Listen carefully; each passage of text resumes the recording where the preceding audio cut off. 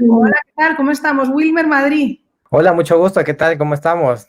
Muy bien acá, por la Ciudad de México. Hoy tenemos a un neumólogo pediatra que es hondureño, pero está viviendo en la Ciudad de México porque estás terminando una de tus últimas especialidades. Pero quiero que me cuentes un poquito dónde has arrancado, que arrancaste en Honduras, ¿no? Estudiando pediatría. Sí, pues yo estudié medicina ahí en la Universidad Católica, después hice pediatría ahí en la Universidad Autónoma de Honduras, Valle de Sula. Ahí hicimos 3 años de pediatría, luego pues me vine para México, hice neumología pediátrica en el Instituto Nacional de Pediatría. Ya después hice una alta especialidad en fisiología respiratoria y pruebas de función pulmonar en el Instituto Nacional de Enfermedades Respiratorias. Y actualmente pues estoy haciendo una maestría en investigación científica en la UNAM. Y pues como sede tengo ahí en el Instituto Nacional de Enfermedades Respiratorias, ahí estamos también haciendo, es la sede de la maestría de investigación científica. Bueno, o sea que ya llevas unos añitos estudiando, porque todo lo que me has dicho debe ser 5 más 1 más 2 más 6. O sea, ¿cuánto tiempo llevas ya de carrera? ¿Cuándo vas a terminar? A ver. No, pues ya ahorita dentro de poco, como año y medio, ya me falta de terminar la maestría y pues ya nos regresamos. Y pues sí, ya llevo, son 3 de pediatría, 8 de medicina, 2 de neumología pediátrica, una alta especialidad y la 2 de maestría. Sí, es que por eso digo yo que los médicos tienen que tener, ¿cómo es esto? Lo de vocación, porque es una cantidad de cosas las que estudiáis para poder contestarnos a todas nuestras preguntas, que la verdad que enhorabuena simplemente con empezar. Y qué ganas de que vuelvas ya a Honduras, ahí te estaremos esperando para que nos ayudes con todos los problemas que tenemos ahí con el tema respiratorio de los niños, que como comentábamos antes, la verdad que es algo muy común, o sea, los problemas respiratorios de los niños. Sí, claro, pues las enfermedades respiratorias, pues fue también de las cosas que me gustó de neumología pediátrica, que es una subespecialidad que es muy frecuente y era como lo que más mirábamos nosotros en pediatría y pues también eh, por influencia de padres, de mi padre, de maestros allá que tenía de neumología pediátrica, pues también me decidí por neumología pediátrica y pues me parece una especialidad completa, pues abarca un montón de cosas y pues es muy frecuente las consultas de niños con enfermedades respiratorias. Completamente, y sobre todo yo lo que he venido a ver es que uno piensa que el niño que tiene problemas respiratorios es asmático, ¿no? Eso es como lo que a uno se le viene a la cabeza lo más fácil, pero en realidad vienen un montón de problemas asociados que pueden desencadenar en un problema pulmonar, pero que a lo mejor empezaba siendo un reflujo o una alergia y todo eso va siempre como muy ligado y eso es algo que hemos encontrado muchísimo más en los niños de hoy en día, ¿no? Más problemas de reflujo, más problemas de alergia que luego desencadenan en este tipo de problemas. Sí, pues es una consulta muy frecuente. Los niños usualmente que vienen con trastornos que vomitan, que refluyen mucho y eso pues al final les causa síntomas respiratorios, que muchas veces por irritación, por microaspiraciones, eso puede causar inflamación del aparato respiratorio y causar síntomas. Sí, pues a veces también que hacen sibilancias y pues no necesariamente son asmáticos y pueden ser también secundarios a eso que tienen otra enfermedad de base, que pues controlando su enfermedad de base ya mejora los problemas respiratorios. Entonces, por eso también es importante la evaluación pues, de todo un equipo multidisciplinario, el gastroenterólogo, el neumólogo, para poder llegar a un diagnóstico oportuno, pues y el tratamiento también que pues si los niños muchas veces esas enfermedades respiratorias uno no se da cuenta, el niño anda jugando, está bien, pero cuando uno lo escucha con el estetoscopio, pues ahí se puede ver que sí tiene sibilancias o tiene ruidos respiratorios y no necesariamente son manifestaciones del niño en ese momento, pero pues sí limitan un poco el juego o las actividades diarias del niño. Entonces por eso es importante pues siempre evaluar y ver cuál es el problema principal.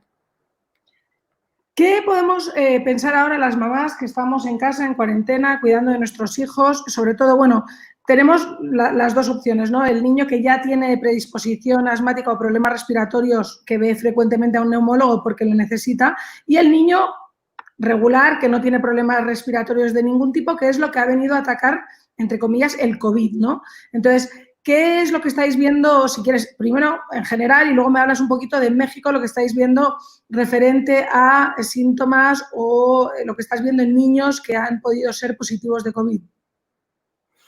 Sí, pues ahí es importante, por ejemplo, siguiendo el tema con los niños que son asmáticos, actualmente se recomienda que los niños que tienen problemas respiratorios, si tienen un tratamiento de base, por ejemplo, inhaladores, continúen durante la pandemia con su medicamento de base, ¿sí? Porque ya ve que el asma es una enfermedad inflamatoria crónica de las vías aéreas, entonces tener una enfermedad de base puede ser asma, puede ser diabetes, puede ser enfermedades renales, puede ser enfermedades hematológicas. Todas esas enfermedades te pueden predisponer a que cuando tengas una infección de cualquiera, pues puede ser virales, pueden ser el coronavirus, te puede dar una infección más grave, ¿sí? Entonces, por eso es importante que siempre mantengan su medicación de base en este momento. Y también pues llamar a su pediatra o a la persona que la está tratando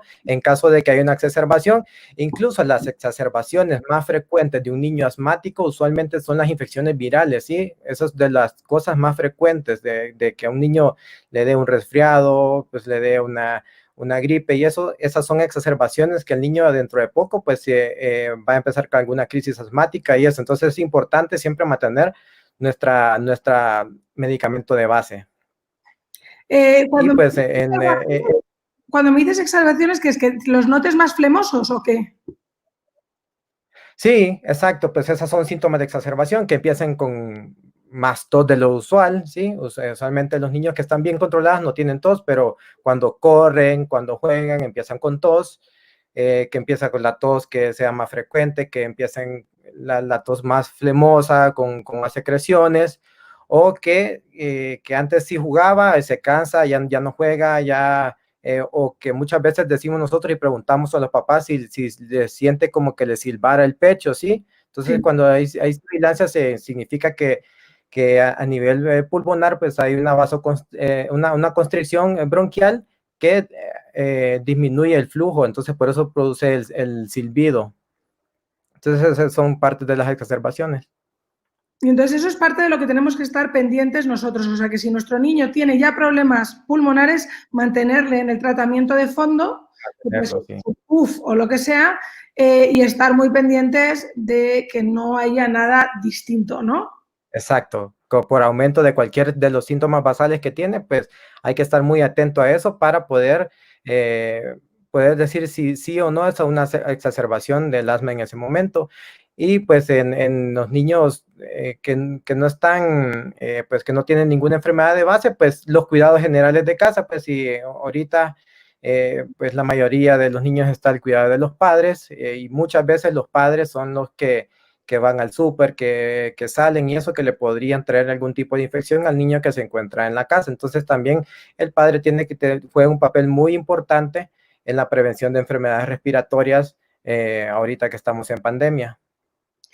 Que entonces lo ves, sí es mucho peor que le dé a un niño que tiene ya una predisposición que a otro niño, o sea, puede ser mucho más grave.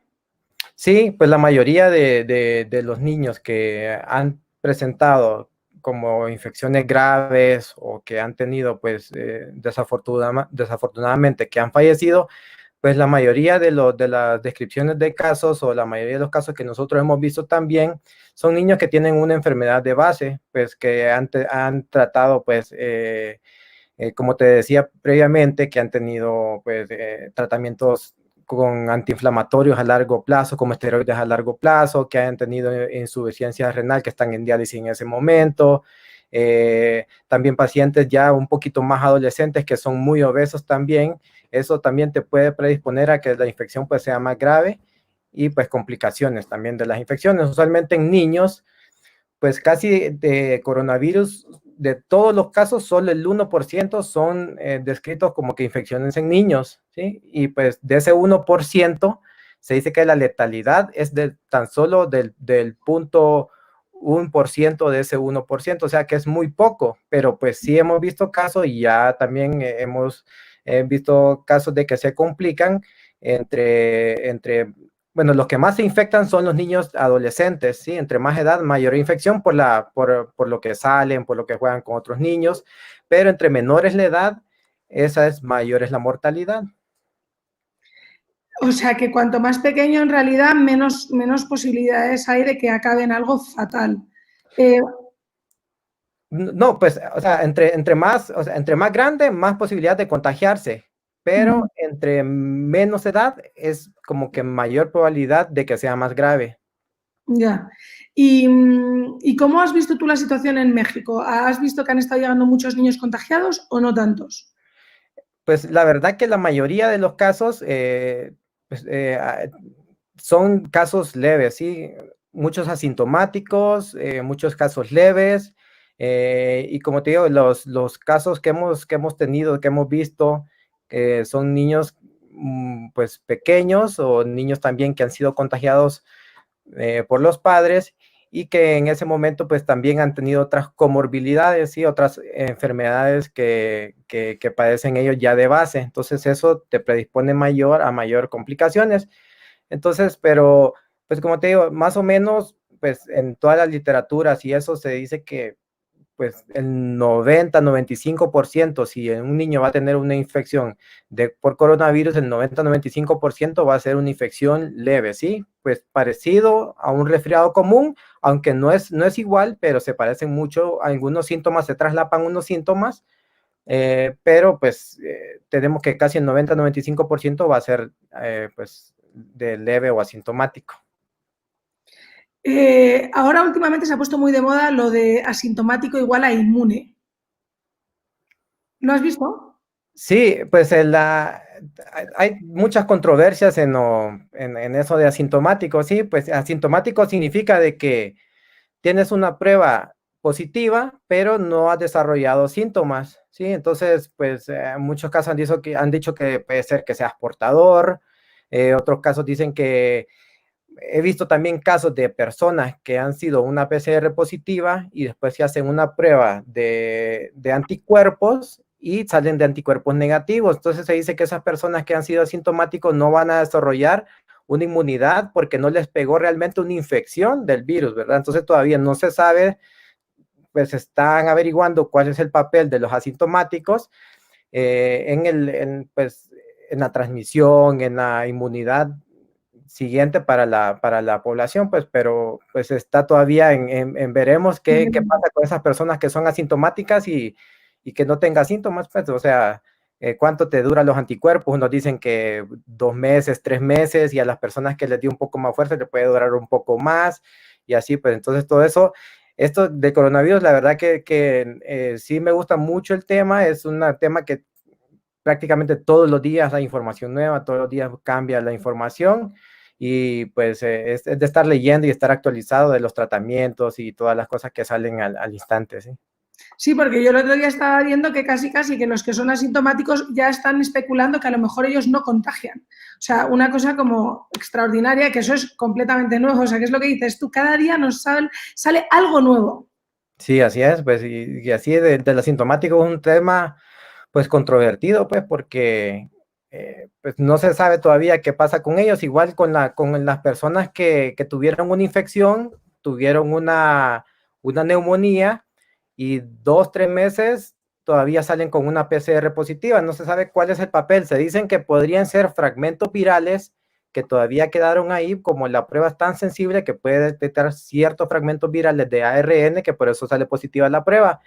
Pero pues esa es una de las teorías, pero pues todavía están en eso, que si pueden infectar o no, pues... Eso no tiene nada que ver con, o sea, una es la sintomatología que te puede dar la enfermedad en un niño, ¿no? Positivo, y otra cosa es que a un niño que haya dado COVID le salga el tema del Kawasaki, pero eso no es un síntoma. Sí, pues la verdad que es el Kawasaki, pues se podría decir como un síndrome, pues que es un conjunto de síntomas que se van desarrollando a lo largo del tiempo. Entonces, los síntomas del niño, pues dijimos, ¿verdad? Que pueden tener gastrointestinales, respiratorios, de mucosas, sea conjuntivitis, de la piel, son síntomas que puede tener el niño, ¿sí? Y puede venir uno antes que otro, ¿sí? No necesariamente primero el pulmón o primero el gastrointestinal, sino que, o sea, cualquiera de ellos puede presentarse en diferente tiempo, o antes o después unos. Y el de Kawasaki, pues hablando de Kawasaki, es un poco, pues las descripciones de casos que se han visto de Kawasaki, usualmente son a niños que ya tuvieron coronavirus y tienen, por ejemplo, una IgG positiva, que tienen el antecedente que les dio coronavirus. Y es que el Kawasaki es como, se puede decir que los virus son un predisponente para poder causar esto, y esto se van, los síntomas, los signos y síntomas se van dando de a poco, ¿sí? Empiezan con un rash, pueden empezar con conjuntivitis, pueden empezar también que tienen los ganglios linfáticos, la lengua fresada, pero lo que se ha visto en coronavirus usualmente es que no todos los niños cuando les da es un Kawasaki-like, ¿sí? Porque no tiene todos los criterios diagnósticos de un Kawasaki, pero se parece mucho al Kawasaki. Entonces, eso es lo que se ha visto en los niños que han tenido coronavirus y que se han visto serie de casos de que han tenido el antecedente de que han tenido coronavirus, ¿sí? Sí, la verdad que eso es muy parecido a lo que nos estaba diciendo una doctora que entrevistamos también en Estados Unidos, que es lo que nos decía, que a la gente creía que era Kawasaki, pero que no llegaba a serlo del todo. Sí, Que era exacto. algo como muy parecido. Sí, es un Kawasaki-like. Bueno, a ver, nos pregunta Carla Howitt. Mi hijo tiene 2 años y necesito llevarlo a vacunar. Tengo miedo a un posible contagio. ¿Qué medidas puedo tomar? Esa es otra, ¿no? El miedo que tenemos a las demás citas que tenemos que llevar a nuestros hijos. Sí, exacto. Pues, y aquí, pues te lo digo que aquí igual en México, pues muchas veces, ahorita como se está implementando eso de telemedicina, Sí. entonces yo me llaman pacientes, no, pues fíjese que mejor quiero la cita, pues son pacientes que ya conozco, que es para seguimiento, que se pueden dar por telemedicina, hay unas que sí se pueden dar y otras que no se pueden dar. Entonces, en lo cuales son las vacunas, esa es una visita obligada al tu pediatra, ¿sí? Esas no se pueden dejar de dar. O sea, porque ¿qué pasa? Casi el año pasado estaba viendo una información hace poco que pues tenía en 2019 una vacunación, la mayoría de las personas estaban vacunando a sus niños. Ahorita con la pandemia han bajado hasta 60% las vacunaciones. ¿Y qué pasa? Esto pues es malo a largo plazo porque van a emerger virus que ya estaban desaparecidos, ¿sí? Podemos ver que niños se pueden complicar por otras enfermedades que previamente ya estaban controladas. Entonces, por ejemplo, la sarampión y esos son mucho más mortales que el coronavirus en niños. Entonces, o sea, cambiamos una cosa por otra, pues. Entonces, si vas a llevar a tu niño a tu pediatra, pues ya la mayoría de los pediatras que yo he visto allá en San Pedro Sula y en Honduras, pues ya tienen un protocolo de bioseguridad con horarios, que usan su mascarilla, su N95, su careta, para poder dar la atención al paciente, limpian el consultorio entre cada paciente, y también cuando llevamos al niño a consulta, tenemos que hacer nosotros lo mismo, ¿sí? Si vamos a consulta, usualmente las recomendaciones que hacemos es de que solo vaya un padre, ¿sí? Que lleguen puntual a la cita. Si la cita es a las 8 de la mañana, tienen que estar a las 8 de la mañana. Llegar, entrar de un solo, llevar su alcohol gel. Si el niño es mayor de 2 años, que utilice mascarilla y también que lleve su careta, ¿sí? Para evitar contagios. La verdad que es muy seguro. Lo que había visto, pues, es que, pues, lo que se hace acá también es que también están con los niños con los papás en los carros, uno le hace la llamada, pues sí, ya puede pasar, entra al consultorio, solo entra, la consulta, las vacunas, salen y ya se van, ¿sí? O sea, no están en sala de espera, no están esperando, no están en riesgo de contagio de otra persona. Entonces, son medidas que se tienen que hacer, y la vacunación, pues sí es una visita obligada al pediatra, esa no hay que dejarla dejarla de hacer, sí. Sí, que es muy importante, y lo último que queremos ahora es un brote de otra cosa, Dios mío, es que un dolor de cabeza, pero yo entiendo que la preocupación de madres como la que nos Sí, está claro. haciendo pregunta es porque dicen, oye, si los médicos usan careta, parecen astronautas, cuando los ves las fotos, usan 7 caretas, 7 mascarillas y aún así hay algunos que les da el COVID, ¿sabes? Claro, estamos todos aquí, porque si tú dices, desde que ha habido el COVID, los médicos, ninguno le ha pasado nada, pero es que el miedo nos da es por justamente los médicos que sí les ha llegado a pegar, ¿no? Utilizando todas las precauciones, entonces... Sí, así es, sí, y pues igual, pues las medidas de higiene, pues hasta el momento las medidas de higiene es el tratamiento, el mejor tratamiento, ¿sí? El lavado de manos frecuente, por lo menos 30 segundos, el alcohol gel, hacer tu protocolo cuando llegues a tu casa también, ¿sí? Que salir de tu casa, cuando llegues, que como la ropa que usaste, dónde la vas a dejar, que la mascarilla dónde la vas a guardar, que los zapatos si los vas a dejar afuera porque tus niños pequeños pueden gatear y pueden tocar tus zapatos, si ya son niños muy grandes, pues se pueden entrar los zapatos, o sea, todos esos protocolos de seguridad que tenemos que tener en la casa, que la tiene que también tener tu pediatra, donde vayas a dar a la consulta, poner tus vacunas también para evitar contagios. ¿Sí? Claro, claro. A mí en una de las consultas que fuimos al dentista nos pusieron lo de los cubrezapatos. Entonces, claro, te da muchísima más tranquilidad en Sí, realidad. exacto. Sí, se siente más seguro uno, sí. Bueno, a ver, tenemos otra pregunta. Alex Estela Sarmiento. ¿Qué enfermedades base se consideran que se complican con COVID-19? Mi hija padece de rinitis. ¿Eso sería una complicación? Pues la rinitis en sí no es tanto una enfermedad, o sea, sí es una enfermedad crónica inflamatoria de la vía aérea superior, pero pues no se toma la rinitis como que fuera un factor de riesgo para que sea más gravedad para una enfermedad por coronavirus, ¿sí? Son más que todo las enfermedades de vía aérea inferior, ¿sí? Un paciente que tenga displasia broncopulmonar, los pacientes que son prematuros, que tienen problemas crónicos, los pacientes que tienen asma, otros pacientes que tengan, por ejemplo, enfermedades crónicas como son fibrosis quística, que tengan otra enfermedad de base, pero de vía aérea inferior. La parte de vía aérea superior pues no se considera así como un factor de riesgo importante, o sea que la rinitis pues no en ese momento, pero sí se recomienda pues en este momento pues que siempre tengas tu tratamiento de base. Sí, la rinitis usualmente cuando uno le da tratamiento, hay unas que sí son persistentes y a uno lo que le da pues sí cuesta tratarlas, pero usualmente la rinitis con tus inhaladores, tu antihistamínico, pues mejora pues rápidamente. Ahí por la misma pregunta que está haciéndonos ella, ¿qué pasa con el reflujo? Esa es otra.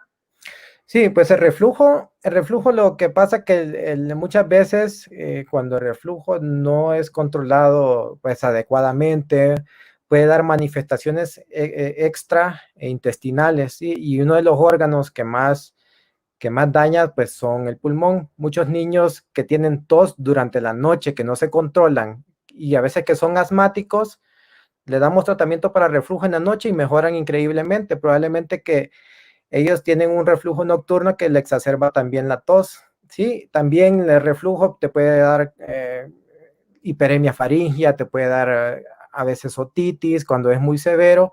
Entonces, pues sí es importante el manejo de reflujo en caso de que tenga una relación con alguna enfermedad respiratoria, ¿sí? Porque si tiene reflujo y pues está con su tratamiento y no tiene ningún síntoma respiratorio o algo, pues no se considera tampoco ese ningún factor de riesgo para pues una gravedad por coronavirus, solo en caso que sí tenga una afección pulmonar. Claro, porque en cuando empiezas a tener esa tos que a veces se vuelve flemosa, ahí es cuando empieza el problema, ¿no? Sí, pues ahí ya estaríamos viendo que ya estás entrando en una exacerbación y pues te puede decir que después ya vaya a tener más tos, más dificultad respiratoria y ya se vaya agravando un poquito más. Entonces, desde el momento que notamos un síntoma fuera del usual, que como estaba previamente el niño, pues hay que ponerle mucho ojo. En todo caso, si ya tiene una enfermedad de base el niño, para evitar que se vaya a complicar. Claro. A ver, aquí nos dicen, excelente Freddy Sarchaga, excelente información, creo que los niños son más fuertes que uno de adulto. Es impresionante verlos sonreír a pesar de las enfermedades. También en este caso le pegan menos, ¿no? A los niños en general. Sí, pues la verdad que, como te decía, pues previamente, de todos los casos alrededor del mundo, más o menos el 1% es en niños. Y pues esto tiene que ver con muchas cosas pues que tienen los niños, porque los niños usualmente son sanos, no tienen comorbilidades como los adultos, que los adultos son hipertensos, que son diabéticos, que tienen insuficiencia renal. Entonces los niños en ese caso son un poco más sanos que los adultos. Y pues se dice también otras de las teorías que porque en niños no es tan grave la enfermedad, es que tienen menos receptores, que unos receptores de angiotensina, que los adultos lo tienen más, que es donde el virus entra y después va la replicación viral y todo eso. Entonces los niños tienen menores receptores de esos de angiotensina que evitan que la enfermedad pues sea más grave también. Pues sí, entre otras teorías de que por qué los niños pueden tener una enfermedad leve, que su inmunidad celular es mejor, que la inmadurez del otro sistema inmunitario. Pues son muchas teorías de que por qué los niños tienen una enfermedad más leve en comparación de adultos, pero pues sí, la verdad que sí son más leves un coronavirus en niños que un adulto. Nos dice Sandra Carolina Galé. Hola Wilmer, saludos. Aparte del tratamiento sintomático al paciente pediátrico, ¿qué más recomendable? Ya que aquí está como receta de cocina darles maíz y sabemos que no debe de ser así. Sí, un saludo ahí a Sandra. Pues la verdad que en ningún protocolo, pues hasta el momento que yo he leído, está darle tratamiento maíz a los pacientes, pero peor en niños, pues porque como te digo, esos son tratamientos que hay en Honduras que se han traspolado a los niños y no necesariamente pues son efectivos en niños, y tampoco ningún tratamiento, hasta el momento, ningún tratamiento del coronavirus es como que digamos, voy a dar esto y esto te va a curar y todo. Entonces, no, sino que en niños, en todo caso, si tienes síntomas leves, manejo sintomático, ¿sí? Es un manejo sintomático. Muchas veces lo que podemos hacer es darle también tratamiento coadyuvante, ¿sí? Como coadyuvante, ¿como cuáles? Pues muchos niños que tienen infecciones respiratorias, infecciones gastrointestinales, se ven beneficiados de darle zinc, vitamina C y vitamina D. Sí, las multivitaminas, esos son como cofactores, también participan en el proceso inmunitario y eso te puede ayudar más pues, a contrarrestar si en todo caso tuvieron una infección grave, pero pues hasta el momento, pues todos los protocolos que hay, pues manejo sintomático, síntomas leves, ya si es síntoma grave, pues ahí sí, ahí hay que individualizar cada caso, ¿sí? Pues si el paciente va a ocupar esteroides, si el paciente va a ocupar ventilación mecánica, pero pues hasta el momento todos los protocolos que han dicho, pues ningún tratamiento es efectivo y pues por el momento pues sintomáticos y pues dar algo coayudante para evitar pues las infecciones. Pues sí, desde luego. A ver, nos dice Roberta Quiñones Brevé. Doctor, aquí en México muchos niños ya salen al parque, a casa de amigos, hacen pequeñas fiestas, viajan. ¿Ya se puede hacer esto tomando medidas o definitivamente no es momento para hacerlo? Pues todavía, pues igual, aquí en México, hasta hace una semana todavía, bueno, todavía está así como el pico de la pandemia. Igual que ahí en Honduras, todavía están así como llegando al pico, ya están en el pico de la pandemia. Ahorita es muy arriesgado, pues, ir a cualquier lugar, ¿sí? Si pueden no salir de su casa, hacer todas las medidas de prevención, mejor, porque no, la verdad que no es seguro salir en este momento, porque pues los hospitales están abarrotados, aparte que el personal médico también está un poco ya cansado, se siente pues como agobiado por todo esto. Entonces, entre más tiempo nos quedemos en casa, más rápido vamos a tratar de limitar esta pandemia. Claro, es que ese es el tema, ¿no? Que ya también vamos viendo las distintas ciudades a las que ha afectado y podemos ir viendo los patrones, ¿no? Donde más estrictos han sido, ahora se empieza otra vez a respirar un poquito de normalidad, siempre con el miedo, y las personas en sí toman las precauciones y has podido, como quien dice, relativamente controlarlo. No es que han dejado de haber casos, pero está como todo mucho más medido, mientras que en otros lados es una locura. Nos dice Alex Estela Sarmiento. El no tener las adenoides, ya que son defensas, ¿sería una complicación para el COVID-19? Pues las adenoides Las adenoides no, pues ahí en niños lo que más participa, no sé si también le quitaron las amígdalas o no, pero pues las adenoides, usualmente, pues me imagino que el niño roncaba mucho, tenía respiración bucal muchas veces, porque cuando estamos obstruidos de vía aérea superior, cuando tienen rinitis o las adenoides grandes, los niños usualmente respiran por la boca, roncan en la noche, entonces ya les hacen resección de las adenoides. Muchas veces cuando le hacen resección de adenoides también les hacen resección de las amígdalas. Y pues no se ha visto pues de ningún compromiso ni nada en niños que han tenido resección de amígdalas con infecciones siguientes, ¿sí? No tienen ninguna complicación. Bueno, fenomenal. O sea que no, tengo que decir que yo no tengo adenoides, o sea que me siento mucho más tranquila después de esa respuesta. A ver, te manda saludos Juan Andrés Ede, porque es que cuando son de Instagram es un poco más difícil. Dice un abrazo, Wilmer, excelente neumólogo pediatra. Gracias. Nos dice Francis Madrid, saludos sobrino, interesante tema que están tocando, escuchándoles desde Honduras. Saludos. A ver, aquí tenemos a Carrajawit que nos dice, mil gracias por la respuesta, iré a vacunarlo para evitar alguna otra enfermedad. Claro, Que es la más importante, ¿no? Esto es como las embarazadas que también les da miedo ir al hospital y claro, sí, el chequeo. Es que no queda de otra. Es necesario para ver cómo está el niño. A ver, Esther Escobar nos dice, ¿es recomendable usar 2 mascarillas y careta? Pues usualmente con una mascarilla, si tienes una mascarilla buena, por ejemplo una mascarilla N95 que te filtra muy bien, solo con la mascarilla y tu careta está bien. Muchas veces lo que hacen los médicos, lo que hacen otras personas que utilizan su mascarilla de N95 y por arriba se ponen una mascarilla quirúrgica o de tela, ¿sí? Pero eso es como para evitar a veces que la mascarilla de abajo se contamine más rápido.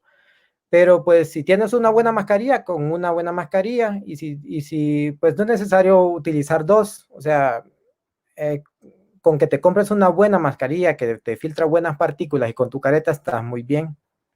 Hablemos de eso un poquito, porque últimamente ha llegado el meme, o no sé si es meme o foto, o lo que te entra por WhatsApp, que yo ya, o sea, parece mentira, pero se me complica, y te pone las diferentes fotitos, ¿no? Entonces tienes la M3, la N95 super, luego la N95 normal o la de China, y luego tienes la médica, ¿no? Que esa también es muy buena, y luego tienes las demás. Entonces, a todas estas personas que están usando mascarillas de tela o que ves que se ponen la camiseta como un pañuelo, o sea, eso en realidad no sirve para nada.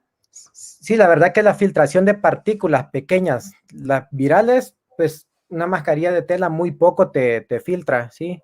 Las mascarillas quirúrgicas, pues más o menos, no un 100%, pero pues es mejor que una mascarilla de tela.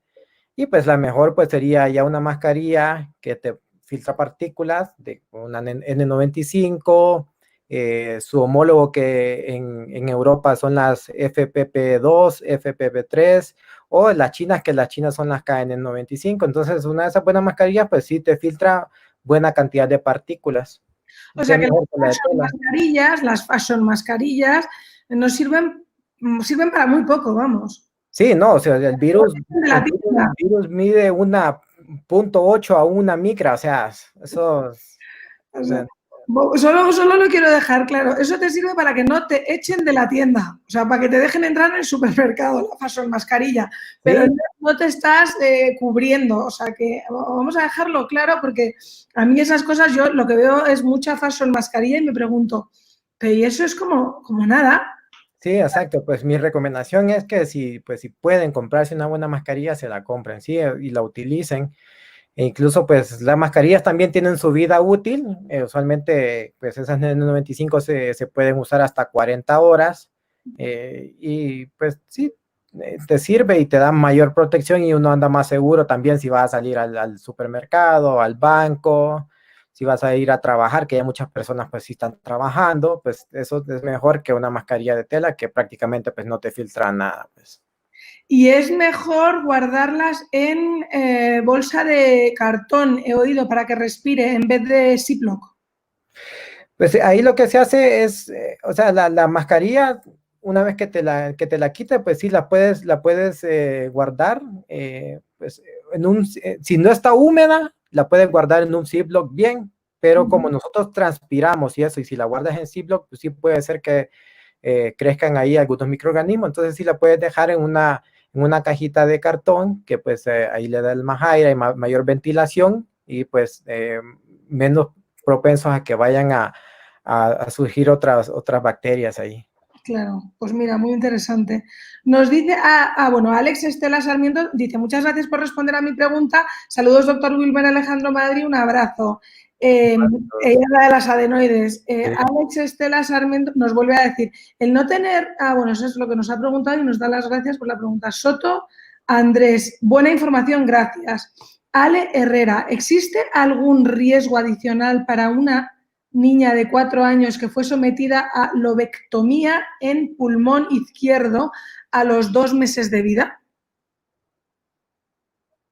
Claro, sí, o sea, estamos prácticamente bueno, si ahorita tiene 4 años, el crecimiento pulmonar, de cierta manera, va compensando la falta del otro pulmón. Entonces, cuando a un niño le hacen una lobectomía ¿fue o todo el pulmón le quitaron? Bueno, ella dice lobectomía en pulmón izquierdo.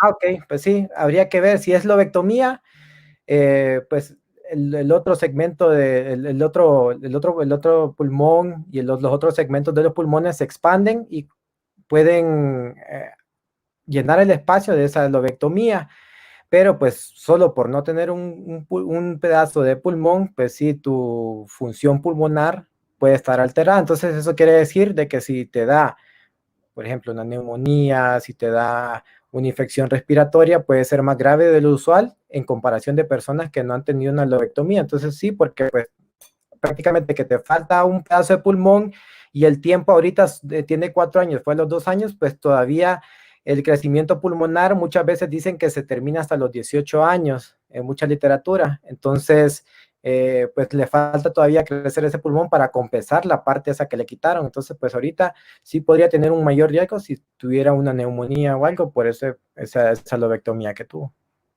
Bueno, gracias por la pregunta, Ale Herrera. Cuídate mucho y hay que cuidar a todos nuestros niños, porque al final lo que dices, que me ha parecido interesante, es que no paran de crecer los pulmones hasta los 18, o sea que en realidad todos los niños hay que cuidarlos porque aunque es menos fuerte en ellos el COVID, si llegan a presentar síntomas fuertes, es más frágil el pulmón, ¿no? Sí, es un poco más frágil, pero también tiene mejor capacidad de regeneración que un paciente adulto. O sea que un niño que, pues con este caso, pues que tuvo una lobectomía, a medida que va creciendo el niño, así va creciendo el pulmón y va llenándose espacio. Prácticamente que en su vida adulta, pues va a ser lo mismo que cualquier persona normal, pero pues ahorita por todo esto de los virus y eso, pues sí hay que cuidarlo un poco más. Bueno, fenomenal información. Nos dice Cristina Thiebaud. Saludos, Wilmer. ¿Qué tipo de secuelas has visto en pacientes que tuvieron COVID? ¿Algún síntoma persistente a pesar de salir con IgM negativa? Eso es interesante porque, a ver, ¿qué pasa con lo de después? Que mucha gente dice que lo de después es casi peor porque hay asintomáticos que parecía que nada y luego pumba. Sí, pues más que todo en los pacientes asintomáticos, pues usualmente pues continúan su asintomático, ¿verdad? No desarrollan ningún síntoma y muchas veces la IgM y eso pues ni les aparece, como te decía, pues no se sabe todavía qué con esos pacientes. En otro tipo de pacientes, por ejemplo, que tuvieron enfermedades leves o eso, pues pueden persistir pues un estudio hace poco que miraban cuáles eran los síntomas que persistían, pues puede persistir un poco la tos, la anosmia que no podían oler mucho, también, pues lo que yo he visto personalmente sí es como la tos lo que les tarda un poquito más en quitarle. Y en otros pacientes, por ejemplo, que tienen secuelas a largo plazo, como te digo, yo estoy ahí en la parte del Instituto Nacional de Enfermedades Respiratorias. Ahí estamos haciendo pruebas de función pulmonar en pacientes que han sido recuperados de coronavirus, ¿sí? Estamos haciendo espirometría, pruebas de difusión para ver cómo quedan. Y lo que hemos fijado que hay entre más grave es tu enfermedad, tenés menos capacidad de difusión. que eso pues hasta ahorita es como el primer mes que vamos estudiando los pacientes, pues los vamos a seguir por un periodo de tiempo, a ver en cuánto tiempo ellos ya mejoran esta difusión. Y también hemos visto que los pacientes cuando hacen caminatas desaturan, ¿sí? Desaturan, por ejemplo, si saturan 95 cuando caminan, desaturan hasta 90, 88. Entonces esas son como las secuelas a largo plazo que hemos visto en la parte pulmonar que da el coronavirus. Claro, bueno, para decirle a todo el mundo que nos entienda, esas pruebas que está mencionando el doctor, yo como las he tenido que pasar con mis hijos, bueno, con un hijo mío, eso es como lo de tener un pastel lleno de candelas y ver cuántas puedes apagar, ¿no? Y entonces se ve en la computadora y se van apagando las velitas y entonces, dependiendo de cuánto llegas a apagar o no, tienes, ¿no?, esa capacidad que estás diciendo tú, ¿no? Entonces, si de repente, supongo que a lo mejor ahora lo que estáis observando es que con el paso del tiempo puedan apagar cada vez más velitas. Exacto, sí, esa, pues esa que sí son la espirometría que les ponen los dibujitos del pastel para soplar. Y pues sí, ahorita sí se han encontrado, no tanto en espirometría, pero sí en otras pruebas, pero pues lo que queremos es eso, ¿verdad? Ver, ahorita ya vimos en el primer mes, después, sí, vamos a ver en 3 meses, 6 meses al año, a ver cómo van mejorando estos pacientes y a ver cómo sus pulmones, pues por cierta forma, ante el daño que hubo fibrosis o hubo algún daño vascular, cómo se van reparando y van mejorando en sus pruebas de función pulmonar. Entonces, sí, eso es lo que estamos haciendo ahí. Pero sobre todo el órgano que más queda sufriendo es el pulmón, ¿no? Claro, sí, pues mucha gente pues se va incluso alta para su casa cuando ya terminan de su tratamiento de su neumonía o pues con oxígeno domiciliario, sí, 1, 2, 3 meses con la evaluación del médico, pues ahí le van disminuyendo el oxígeno hasta que ya se lo quitan. Pero sí, el pulmón es de lo más dañado, pues es como el órgano central de esta enfermedad. Qué horror, Dios mío. Bueno, Gigi Férez nos dice, saludos, Mime, un abrazo. Mercy Van Gelder, saludos, Mimi, un abrazo. Tu tío Rolando te felicita por tus logros. Claro que sí. Gracias, gracias. También le felicitamos. Nos contaba la persona a la que le habían hecho no sé cómo se llama, lo del pulmón izquierdo, a la niñita de 2 años que ya tiene 4, nos dice Ale Herrera, 3/4 partes del pulmón izquierdo. Sí, pues probablemente el lóbulo inferior izquierdo fue el que le quitaron, quedó con el lóbulo superior. 3/4 partes del pulmón Sí. izquierdo. Bueno, entonces lo que tiene que tener es más cuidado. Sí, exacto, pues porque pues prácticamente que es bastante. es bastante y todavía el tiempo son 2 años. Se ha visto que en las resecciones pulmonares, después de los 2 años que le han quitado el pulmón, ya el pulmón superior y el lado contralateral ya empiezan a compensar la pérdida de ese volumen pulmonar. Nos dice Gerardo Barrera, ¿los niños menores de 10 años es más probable que se vean afectados o más que nada sea asintomático y pueda transmitir el virus principalmente? Sí, pues el riesgo es igual en niños y en adultos, ¿sí? Nada más que por ser, por ejemplo, 10 años todavía, pues, como que los padres pueden tener un poco de control sobre los niños, ya un poco ya más adolescentes, que les gusta estar con sus amigos, que tienen más contactos con otras personas. Ahí es un poco más difícil poder decirles o poder controlar, evitar el contacto con otras personas y eso puede predisponer a que se infecten por el contacto de otra persona, pero pues 10 años no hay mayor riesgo y pues ahí lo que se tiene que hacer es enseñarle al niño pues todas las medidas de control, pues que use su mascarilla, que se lave las manos por lo menos 20 segundos, que utilice alcohol gel si tiene, pero pues no, por la edad realmente que no hay un riesgo, como te decía, sí son más riesgosos, entre menos edad, si es como que los menores de 1 año pues puede ser de que sean como un poco más riesgoso que vayan a tener coronavirus y una complicación, pero por ser más pequeños, sí. Claro. Nos dice Mercy Van Gelden, ¿qué tan efectivo es vacunar Neumo 23 en este momento para evitar complicaciones para niños de 2 y 5 años? Sí, pues usualmente, como te digo, la vacunación, si tiene indicación de vacunación de la Neumo 23, pues hay que colocársela. Sí, la Neumo 23, pues es importante. Usualmente niños que tienen cardiopatías o que tengan alguna neumopatía crónica, todo eso puede ayudar a evitar que vayas a tener una infección por el neumococo. Entonces, pues sí, la vacunación está indicada, como hablamos previamente. Si tiene indicación de colocársela y la tiene que colocar, hay que colocársela. Claro, normalmente esa no es una que te piden porque no es una obligatoria, pero yo me acuerdo que justo antes de todo esto, estaba por ahí en febrero, la tenía mi pediatra, me lo comentó y le dije, pongámosela. O sea que yo Claro, esta sí, es muy una bien. que dije, mejor ponérsela antes que luego en medio de todo este Sí, lío. no, muy bien, sí. Vale, nos dice Claudia Uz, muy digerible la información y muy pertinente el llamado de atención. Gracias. Aquí tienes varias personas que te dicen felicidades desde Santa Rosa Copán, Nelson Penan, Reina Esther Madrid, excelente pediatra, muchas gracias por compartir sobre este tema. Saludos desde Honduras. Y aquí tengo unas preguntas que nos han llegado al inbox. Entonces, Iliana Valverde, ¿qué tan cierto es que los niños son inmunes y que aunque tengan el virus y se contagien, no presenten síntomas? ¿Ellos son los causantes de tanto contagio en los adultos mayores o ancianitos? Pues sí, como te decía, la parte de los asintomáticos es un tema, pues, muy controvertido. Pues alrededor del 90, bueno, asintomático, pues hay alguna serie de casos de niños que hasta el 60% de los niños son asintomáticos, o sea, que tienen una PCR positiva, pero no tienen síntomas. Y agregados con las infecciones leves, casi el 90-95% va a ser enfermedad leve o asintomático en niños. O sea que en niños, pues ya hablamos que sí, es más frecuente que sea una infección leve, pero lo que pasa es que se ha dicho de que bueno, iniciando, ¿verdad? ¿Quiénes le pasan el coronavirus a los niños? Pues tiene que ser un adulto. Si los niños no salen de la casa solos, ¿sí?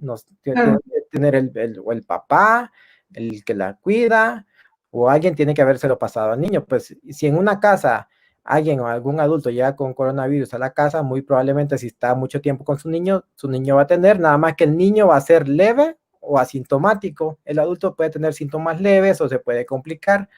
Entonces, el niño, así como tiene asintomáticos, sí puede pasar su infección a cualquier persona, ¿sí? O sea, se le puede pasar a su papá, se le puede pasar a su hermano, porque en ese momento, pues, una PCR positiva, en contexto de que las personas en la casa estén enfermas, pues, es que tiene el virus en su vía aérea, ¿sí? Entonces lo puede pasar. Me parece interesante la pregunta, sobre todo porque dices tú ahora, es imposible que un niño vaya cogiéndolo por ahí. El problema sería si estuviéramos hablando de que los colegios estuvieran abiertos y los niños estuvieran yendo al colegio como si tal cosa normal. Ahí sí que puedes Claro, sí, ahí sí. un poco de contagio. Ahí sí, sí, pero pues ahí en la casa, ahí pues el niño no va a salir solo al supermercado, sino que lo queda cuidando un papá y el papá va al supermercado, regresa, trae el virus y ya lo contagia al niño, al esposo, al abuelito. Claro. Ya. O sea que eso es como en estos países que todavía no está nada controlado y los hospitales están saturados, en ningún momento deberían de estar abriendo escuela presencial ahora en septiembre. Claro, o sea, ahorita pues es complicado la cosa de las escuelas porque pues no estamos todavía en el pico de la pandemia, sí, en Latinoamérica estamos pico de la pandemia ahorita. Y tienen que modificar también, así como van a modificar los restaurantes, van a modificar los bancos, todo, así tienen que modificar las escuelas también, cómo van a ir los niños. ¿Ve? Ya no pueden haber, antes que yo cuando estaba en la escuela, que habían 40, 30 por clase, pues todos pegados, ahora pues tienen que hacer su sana distancia cuando vayan a abrir, sus mascarillas, o sea, tienen que hacer un protocolo de para evitar infecciones cruzadas entre los niños. Claro. Es difícil porque son niños, entonces. Es que es imposible. O Sí, sea, yo lo que entiendo es que tiene que estar todo muchísimo más controlado. sí. Nos dice María Fernanda Palacios, tengo un bebé de 11 meses, ¿qué tanto riesgo tiene de contagiarse? Sí, pues el riesgo, pues ya hablamos que era el mismo, ¿sí? Ahí lo que tienen que cuidarse es la mamá, porque la mamá o lo que pasan más cerca del niño es lo que le pueden pasar una infección por coronavirus al niño, ¿sí? Si se cuidan todos en la casa, van a cuidar al niño. Y pues sí, pues el niño está pequeño y pues lo ideal en este momento pues solo salir para al niño cosas necesarias, ¿sí? Pues si le toca la vacuna al año, pues ahí tienen esa es una salida necesaria, pero pues los papás también esperar o cuidarse bien ellos para cuidar a su familia, pues eso es lo que tenemos que hacer en este momento. Y pues en niños pequeños, pues evitar el uso de medicamentos, ¿verdad? Como es el de todo lo que le dan a veces el hipoclorito de sodio, la ivermectina y todo eso en niños para prevenir, o sea, no va a prevenir nada, pues, no previene nada. O sea, que lo que tú habías dicho, yo me he quedado con vitamina D, C y zinc. Exacto, eso es lo que puede decir en un caso pues estuviera positivo y eso asintomático, pues darle un coayudante con eso, que son cofactores que pueden ayudar al sistema inmunológico, eso sí te puede ayudar. De acuerdo. Nos dice Jackie Matute, y esta ya va siendo la antepenúltima, porque la última nos pregunta, pero ya te la voy a comentar. Nos dice Jackie Matute, Lightborn, tengo 2 gemelitas y se dice tanto del COVID, ¿cómo las debo cuidar si salgo y no tengo a nadie que me las cuide? Sí, pues ahí es complicado, pues hablamos porque pues casi el 80-90% de las infecciones en niños tienen el antecedente que un adulto en la casa estuvo enfermo por coronavirus. Entonces, ahí si sales de tu casa, pues tener un protocolo de salida, un protocolo de entrada a tu casa. Si vas a salir, pues en todo caso, si nadie tiene que cuidar a la niña, pues ella que se compre una buena mascarilla con buena filtración, que use su careta, que esté muy atenta al lavado de manos cuando salga, que ande su alcohol gel, que no vaya a lugares concurridos, que no tenga contacto con las personas y tampoco no ir a lugares que estén cerrados también, que haya bastante ventilación. Teniendo en cuenta toda esta parte para poder prevenir una infección, pues va a ayudar a prevenir que ella le pueda pasar a los niños una infección a ellos también. Claro, es que eso también es clave, lo del tema de la ventilación, y en países como Honduras, que hace un calor que te mueres, la gente busca aire acondicionado y ahora, desgraciadamente, hay que evitarlo. O sea, Claro, están cerrados los espacios. que hay en Miami ahora también lo mismo, la gente que se mete en restaurantes en el interior y ves que toda la terraza está vacía. Pues desgraciadamente te toca, si quieres estar bien, o sea, y cuidarte del COVID, es terraza y el calor, y que tu cuerpo se adapta a todo en realidad, o sea que... Claro, pues sí. Uno que ha vivido en estos climas calurosos, pues ya se adapta. Claro, te vas adaptando. Bueno, pues nada, oye, yo agradeciéndote mucho. Aquí no me queda pregunta, tengo un comentario de un inbox que nos dice, Carla, vuelve a entrevistar al doctor para que hable solamente de los pulmones. Esto es como lo que me pedían ayer con tu colega de pediatría, Paola Bonilla, que me decían al final, por favor, que venga un día a hablarnos solo del etiquetado de las comidas. Yo no sé cuánto se puede hablar solo de pulmones, pero vamos a ver si surgen más preguntas que me vayan llegando a mí, más peticiones, y me encantaría, si fuese así, el poder volver a tenerte para que nos puedas seguir despejando las dudas, porque son muchas dudas, la verdad, y las mamás no tienen la oportunidad de a veces preguntar al doctor adecuado. Hay mucha gente, como dices tú, muy ocupada, hay muchos médicos ya abrumados con todo este tema. Entonces, encontrar a alguien que nos pueda responder a las preguntas siempre es maravilloso. Doctor, nos dice Lucía Rosales, gracias por la información, excelente, doctor Madrid. Sí, Así, no, claro, a la orden, pues ahí cuando quieran o tengan alguna duda, hablar de un tema en específico, pues a la orden y también a la gente, pues ahí las redes sociales también me pueden preguntar cualquier duda y pues sin problema les puedo contestar. claro, eso es lo que voy a hacer yo ahora. Voy a compartir, y siempre comparto una foto al día siguiente cuando se sube a la página. Esto queda ya subido en Facebook, pero en mi Facebook está ya subido en Under the Cocoa Tree y en el Facebook de Iconos, en @iconosim, y también en este momento está a través de mi live en Instagram, carla.d.herrera. Pero yo he compartido la foto de la entrevista del doctor con el Instagram del doctor, y mañana, cuando comparta la nota ya publicada en Iconos, compartiré también otra vez nuevamente tus redes sociales para que si alguien te quiere contactar pueda hacerlo. Así que nada, oye, agradeciéndote muchísimo esta tarde que has pasado con nosotros. No, muchas gracias a vos y pues cualquier cosa a la orden y estamos ahí pues a la orden, cualquier información o cualquier cosa que necesiten.